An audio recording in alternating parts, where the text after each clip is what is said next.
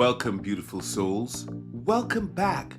This is Take Action Tuesday on the Sweet Spot.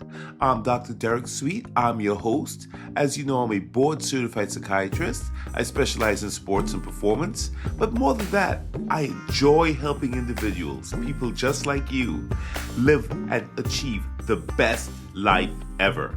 It's all about living a life we love, and I enjoy being on the journey with you. As you know, this week we're spending a whole lot of time in ancient wisdom. Last week we spent a whole lot of time asking the right questions.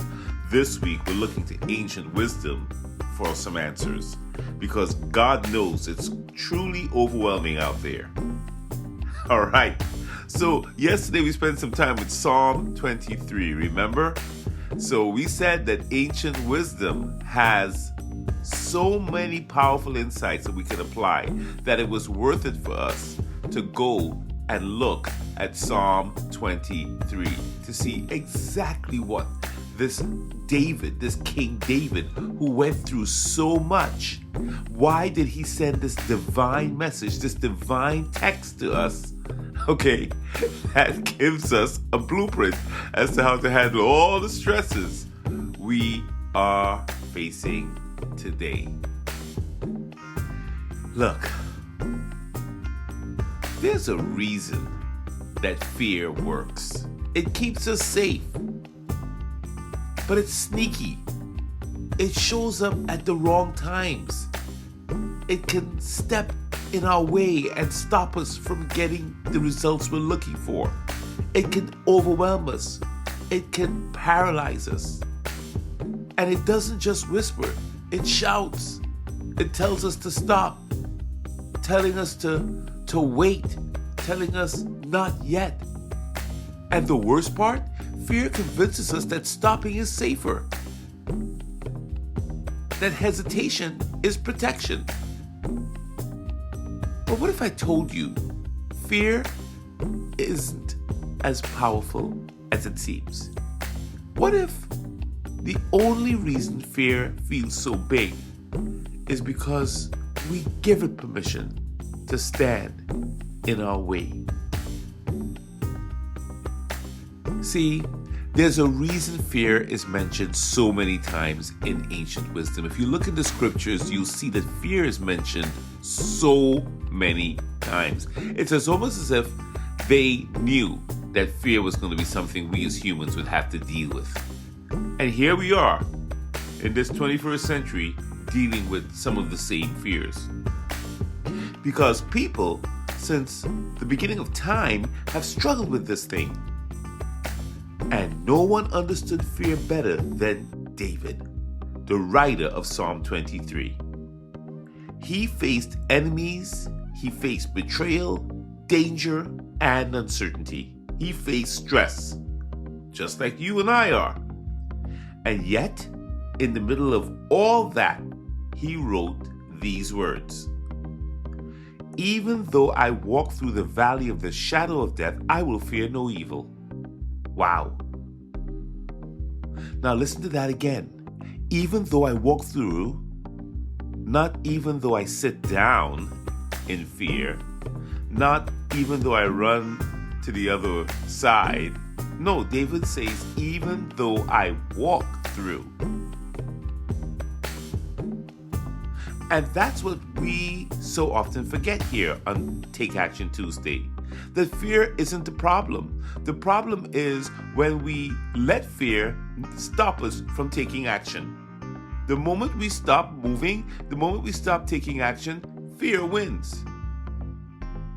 And science backs us up. When we face fear and we keep moving, our brain learns that fear isn't a stop sign. It's just an emotion. The moment we take action, no matter how small, the amygdala, you remember the amygdala, the fear center in the brain, we talked about that. It starts to quiet down. Literally, that brain structure doesn't get hyperactive. And we literally train our brain to become braver by taking action. But here's the thing, my friend. When we freeze, when we avoid the challenge, when we run away, that same fear grows stronger, and that amygdala starts telling us all kinds of stories and creates all this drama in our heads. The brain starts reinforcing the idea that stopping was the right decision, and it makes going and taking action harder the next time. That's why if you make a mistake or you make an error, they say get up and keep moving and correct it in real time, or let it go. So if fear is standing in your way right now, the best thing you can do is take action. Do like David did in this ancient wisdom. Walk. Walk through it. Move. Even if it's just one small step at a time. Walk through the valley of the shadow of whatever it is. This is just a metaphor for danger, for worry, for anxiety. It says here in the scriptures, yea, do I walk through the valley of the shadow of death, but really it's walking through the valley of the shadow of anything. And think about something you've been avoiding today. This is Take Action Tuesday. Think about something that scares you, something that you've been putting off. Maybe it's a conversation. Maybe you need to go to the doctor. Maybe you have to have a difficult talk with somebody. Maybe it's an action that you have to take, a goal that you've been hesitating on, a step you know you need to take, but fear is stopping you from taking action. Fear is whispering, not yet. Don't do that. Now ask yourself, what's one small action I can take today to walk through it? Not the whole thing. I'm not asking you to get it all done. Just one step. Think of David, that shepherd that had to lead his sheep through the very valley, the shadows of death. When you're in a valley, sometimes it's hard because everything is higher than you and looking down at you and it's dark. But if you take that one step, because here's the truth, my friends. You don't have to be fearless. You just have to keep walking. Let's lock that in with an affirmation. Say this with me, or just let it settle in your heart and in your mind. I take action even when fear is present. Fear does not control me. I move forward with confidence, knowing I'm protected and empowered. I'll repeat.